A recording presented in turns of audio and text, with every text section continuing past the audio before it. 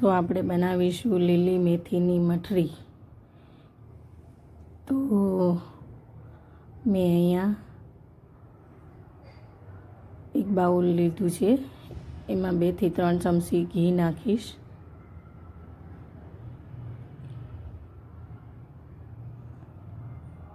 ને હવે જે મેં પહેલાં સુધારી લીધી હતી મેથી તે નાખીશ, અને એકદમ ઝીણું સુધારવાનું અને દાંડલીનો ભાગ નહીં લેવાનો।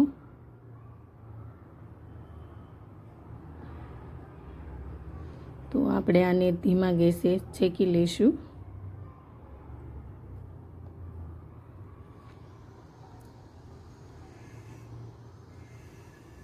જ્યાં સુધી ડ્રાય ન થાય ત્યાં સુધી આને આપણે શેકવાની છે। તો આપણી મેથી ડ્રાય થઈ ગઈ છે અને સારી એવી સુગંધ આવવા માંડી છે। તો આપણે હવે એને લઈ લઈશું। હવે આપણે ઘઉંનો લોટ હોય તે મેં લીધો છે અહીંયા, એમાં સૂજી નાખીશું, મરી પાવડર,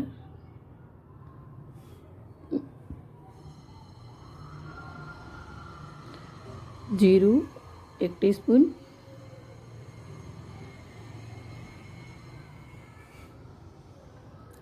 અજમાઈ 1 ટીસ્પૂન, એને થોડાક હાથ વડે ક્રશ કરી અને નાખીશું।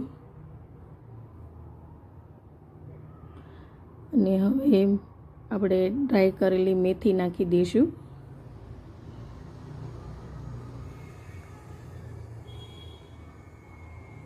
હવે આપણે કસૂરી મેથી નાખીશું, તેનો સ્વાદ બહુ સારો આવે છે।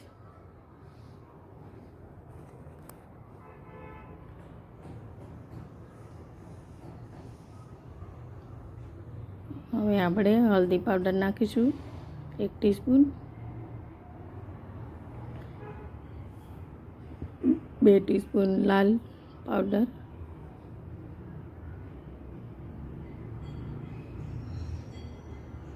2 ટીસ્પૂન જીરું નાખીશું,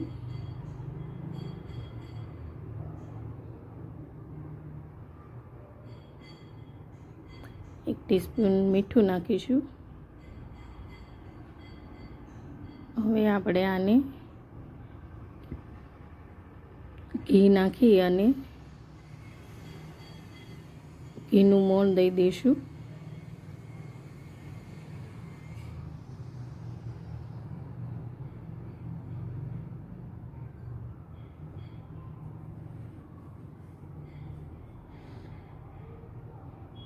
તો આપણું મોણ રેડી થઈ ગયું છે, મુઠ્ઠી વળે એવું આપણે મોણ નાખવાનું છે। હવે આપણે લોટ બાંધી લઈશું।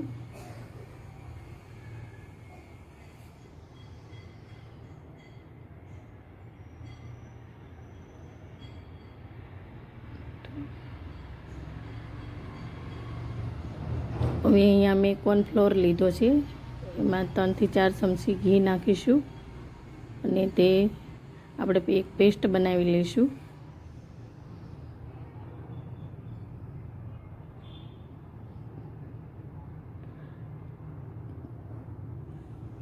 તો આપણી પેસ્ટ રેડી છે। અહીંયા મેં 10 મિનિટ લોટ રેસ્ટ કરવા રાખ્યો હતો, તો આપણો લોટ બરોબર થઈ ગયો છે।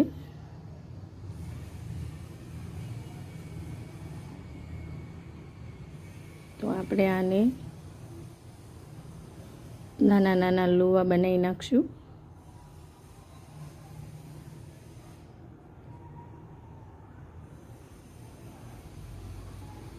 આ ચા હારે ખાવાની મજા આવે। આપણે છોકરાઓને નાસ્તામાં આપી શકીએ, પછી કે ટૂરમાં જવાનું થાય તો આપણે સાથે લઈ શકીએ।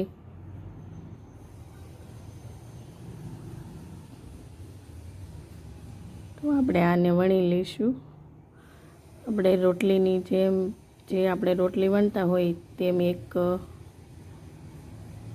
વણી લેશું.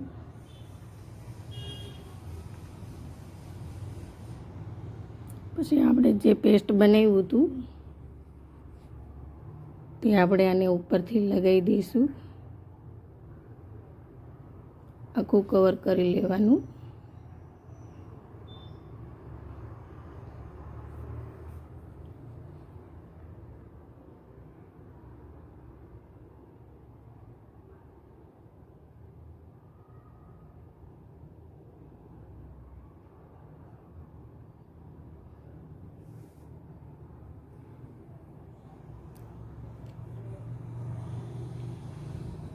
આપણે હવે બંને બાજુથી વાળી દઈશું.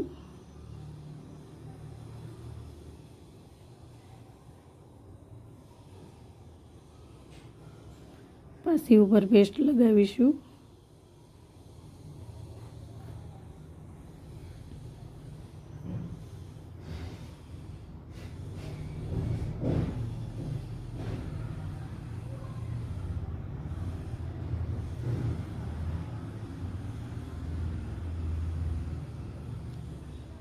ફરી પાછું બંને બાજુથી વાળીશું. એક બોક્સ બનાવી લઈશું.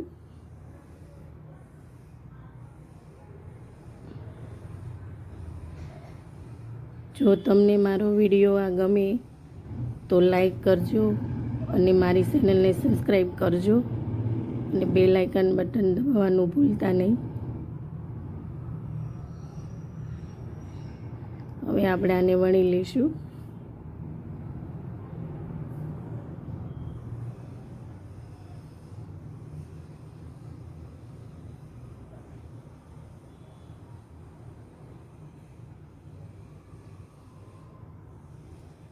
છારે તો એવી મજા આવે આ ખાવાની.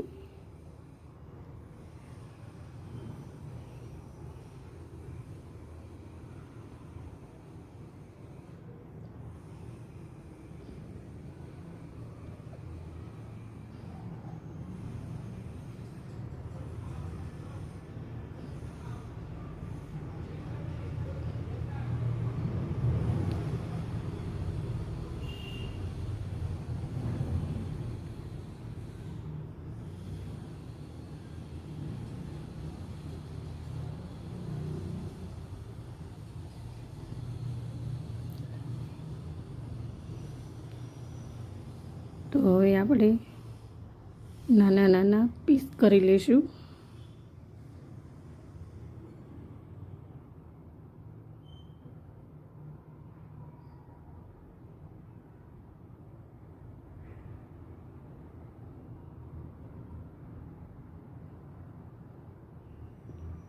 તો આપણા પીસ રેડી છે. હવે આપણે એને તળી લઈશું.